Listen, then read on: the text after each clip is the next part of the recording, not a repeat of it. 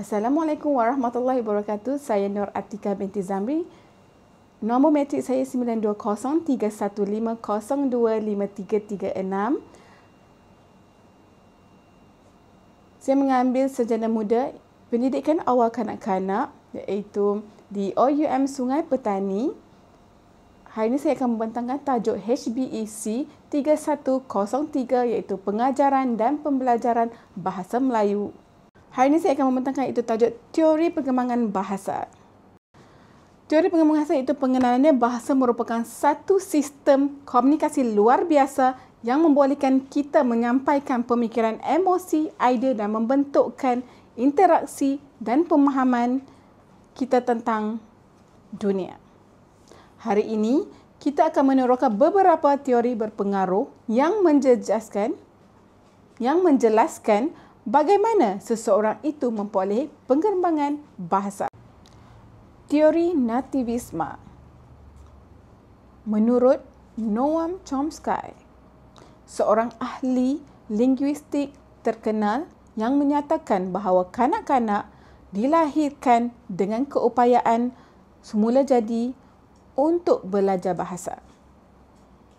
Mereka mempunyai alat khas yang dipanggil Language Acquisition Device iaitu LAD untuk memahami struktur bahasa. Bahasa berkembang secara automatik apabila kanak-kanak didedahkan kepada persekitaran bahasa. Contoh, kanak-kanak boleh membina ayat sendiri walaupun tidak pernah mendengarnya sebelum ini. Kesimpulan ini, bahasa bukan dipelajari sepenuhnya tetapi adalah keupayaan semula jadi manusia. Teori interaksionisme iaitu dikenalkan oleh Lev Vygotsky dan juga disokong oleh Jerome Bruner. Menjelaskan bahawa bahasa berkembang melalui interaksi sosial antara kanak-kanak dan orang dewasa. Menjelaskan bahawa bahasa berkembang melalui interaksi sosial antara kanak-kanak dan orang dewasa.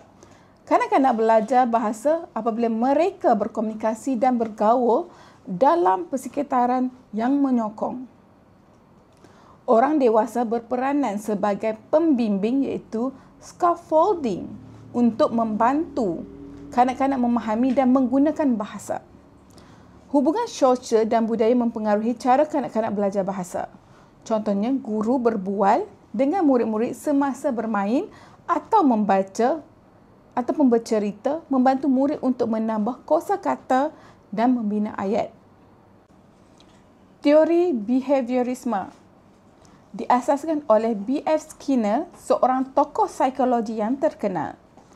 Menjelaskan bahawa bahasa yang dipelajari melalui peniruan, pengulangan dan juga ganjaran. Kanak-kanak belajar bercakap apabila mereka meniru perkataan daripada orang dewasa. Apabila mereka mendapat pujian atau respon yang positif, mereka akan mengulang dan memperkukuhkan bahasa tersebut.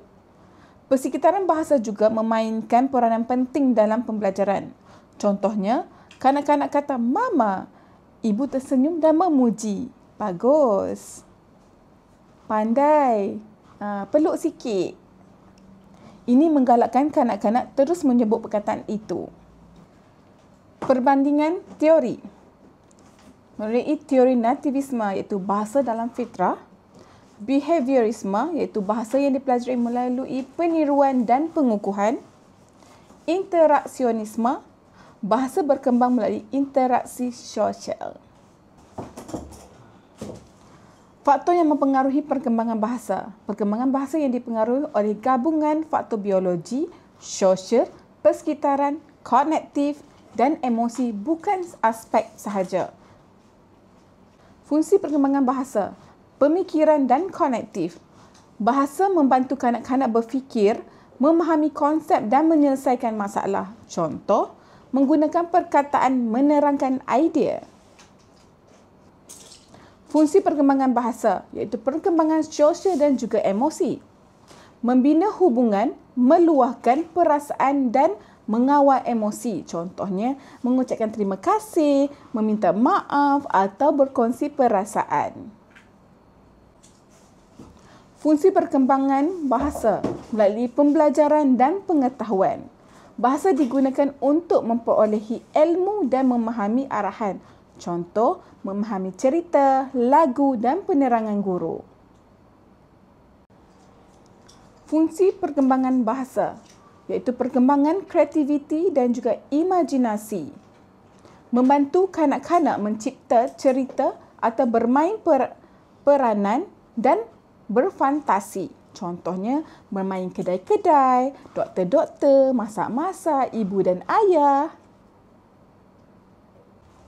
Kelebihan dan kelemahan teori nativisme. Kelebihan teori nativisme iaitu menjelaskan bagaimana kanak-kanak belajar bahasa dengan cepat.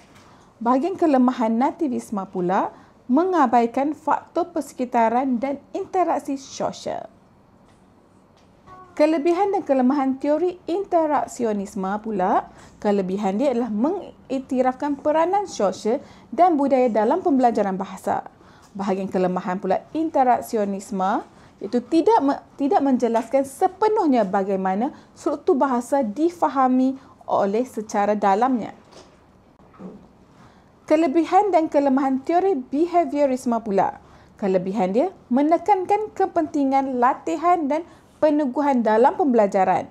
Bahagian kelemahan pula untuk behaviorisme iaitu tidak mengambil kira tentang kreativiti kanak-kanak dalam menghasilkan ayat baharu. Jadual perbandingan 3 teori. Okey, di antara bawah ada jadual yang ada perbandingan antara tiga-tiga teori. Anda boleh tengok semua perbandingan antara tiga-tiga teori berbeza-beza. Implikasi dalam pendidikan bahasa. Guru perlu menggabungkan ketiga-tiga pendekatan. Guru menggunakan peniruan dan pengukuhan positive behavior, galakkan komunikasi dua hala interaksionisme, fahami kebolehan menjadi bahasa pelajar iaitu nativisme. Belajar bahasa yang seimbang akan lebih berkesan dan menyeronokkan. Secara keseluruhannya, ketiga-tiga teori perkembangan bahasa iaitu teori nativisme, teori interaksionisme dan juga teori behaviorisme memberikan sumbangan yang amat penting dalam memahami bagaimana kanak-kanak memperolehi dan menguasai bahasa. Setiap teori menonjolkan perseptis yang berbeza tetapi saling melengkapi antara satu sama lain. Teori nativisme menegaskan bahawa keupayaan berbahasa merupakan satu kebolehan semula jadi yang telah tertanam dalam diri manusia sejak lahir. Pandangan ini menjelaskan mengapa kanak-kanak dapat mempelajari bahasa dengan cepat walaupun tanpa pengajaran formal. Namun begitu, teori ini kurang menekankan kepentingan persekitaran dan interaksi sosial dalam proses pengembangan bahasa. Sementara itu, teori behaviorisme pula merupakan kepada aspek pembelajaran melalui peniruan, latihan dan juga pengukuhan. Kanak-kanak dianggap belajar bahasa kerana mendapat ganjaran atau maklum balas positif apabila menggunakan bahasa yang betul. Walaupun teori ini berjaya menerangkan bagaimana tabiat sesuatu tingkah laku ataupun perbahasaan. Sekian pembentangan saya mengenai 3 teori perkembangan bahasa iaitu teori nativisme, teori interaksionisme dan juga teori behaviorisme. Dapat kita simpulkan bahawa setiap teori memainkan peranan penting dalam memahami bagaimana kanak-kanak memperolehi bahasa.